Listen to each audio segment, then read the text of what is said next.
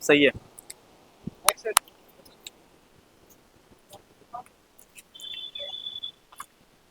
Hello guys, मेरा नाम संदीप है और मैं स्वागत करता हूं आपको बाइक सन पे। जैसा कि आप सभी को पता है, आज के टाइम पे सबसे पॉपुलर बाइक हमारी हंटर। तो इस हंटर के बारे में हम जानेंगे कुछ बातें, जैसे कि इसके पावर, इसका माइलेज, इसके सस्पेंशन, इसका रोड कंफर्ट और ये बाइक रोड पे कैसे चलती है, रोड पे कैसा इसका प्रेजेंस है। तो इसी सब डिटेल्स के ऊपर बात करने के लिए हमारे साथ आ रहे हैं सुमित। हाँ जी भाई। तो अपना एक छोटा सा सुमित अपने बारे में छोटा सा एक इंट्रो देंगे। हेलो गाइस, मेरा नाम सुमित है और मैंने 1 महीने पहले बाइक ली है और अभी तक मुझे तो सही लगी है। बाकी जैसे इनके क्वेश्चन होंगे वैसा हम आंसर करेंगे। तो वीडियो को आगे बढ़ाते हैं और पूछते हैं सुमित भाई से पहला क्वेश्चन कि आपने यही बाइक क्यों ली सुमित भाई? भाई ये बाइक लेने का मेरा जो रीज़न था सबसे बढ़िया, तो उस रेंज के अंदर सबसे बढ़िया बाइक यही थी। उस टाइम पे कोई और बाइक इसके मतलब आसपास भी नहीं थी जो उस बजट में इतनी सारी फैसिलिटीज़ प्रोवाइड करे। तो इसलिए मैंने इस बाइक को चुना। इसका वेट, इसकी सीट हाइट, इसका माइलेज, इसकी पावर, सब कुछ देखते हुए मुझे ये बाइक सबसे बढ़िया लगी, तो इसलिए मैं रॉयल एनफील्ड की तरफ गया।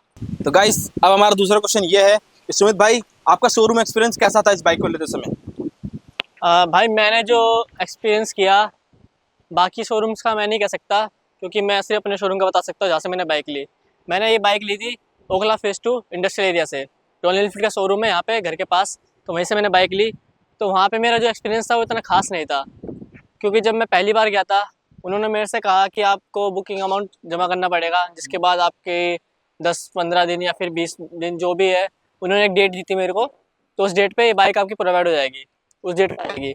पर एक हफ्ते बाद ही मेरे पास कॉल आता है कि आपकी बाइक आ चुकी है, आप लेने आ जाओ। उस टाइम पे ना मेरे पे पैसे थे और ना मैं फ्री था उस टाइम पे, तो उन्होंने मेरे को बोला कि आप आ सकते हो तो आ जाओ, वरना हम बाइक किसी और को दे देंगे। तो उसके बाद मैंने कहा कि आप दे दो किसी को, अभी तो मैं नहीं आ सकता। तो फिर उस दिन मैं बाइक लेने नहीं जा पाया। पर जिस दिन मेरी डेट थी उस दिन मैं बाइक लेने गया, तो उन्होंने मेरे को कहा कि बाइक अभी अवेलेबल नहीं है। जिस दिन हमने आपको बुलाया था आप उस दिन नहीं आए, है ना। तो मैंने उनसे कहा कि भाई जो आपने डेट ही क्यों दी फिर मेरे को, जो आपको कभी भी रैंडमली बुलाना है मेरे को, तो है ना।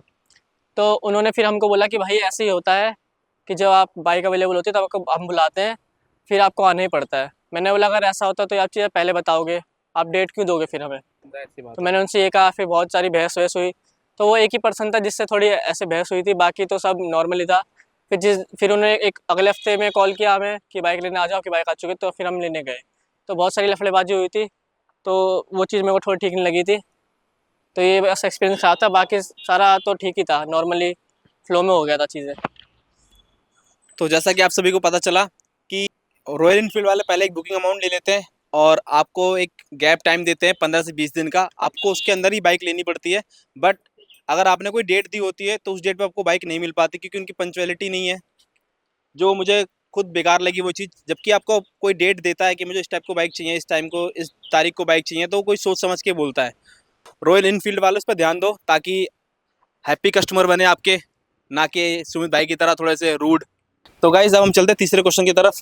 तो सुमित भाई, अब हम बताओ कि आपने जब बाइक ली तो आपको पहला फील कैसा आया इसके ऊपर, आपका एक्सपीरियंस कैसा रहा इसके साथ?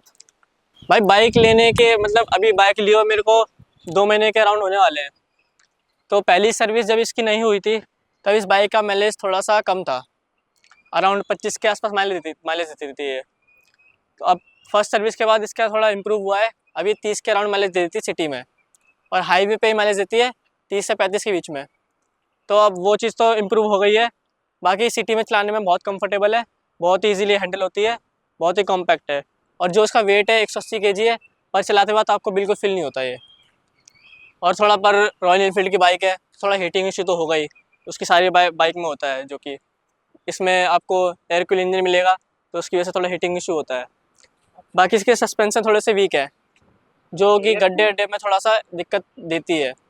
बाकी सिटी में तो नॉर्मल। तो जैसा कि सुमित भाई ने आप सभी को बताया कि इसमें फर्स्ट जो प्रॉब्लम थी वो थी इसकी हीटिंग, जो काफ़ी ज़्यादा होती है। रॉयल इनफील्ड की आपको 350 सीसी का इंजन है, तो थोड़ा बहुत हीट होगा, कोई भी इसमें कूलिंग सिस्टम नहीं है इस वजह से।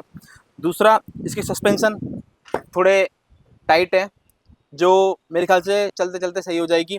तो जैसा कि आप सभी ने जाना सुमित ने क्या क्या बताया इस बाइक के बारे में, जैसे कि कुछ प्रॉब्लम्स जैसे कि हीटिंग प्रॉब्लम और सस्पेंशन, बाकी कुछ प्रॉब्लम नहीं है इसके अंदर, ये बिल्कुल नॉर्मल है रॉयल इनफील्ड की बाइकों में।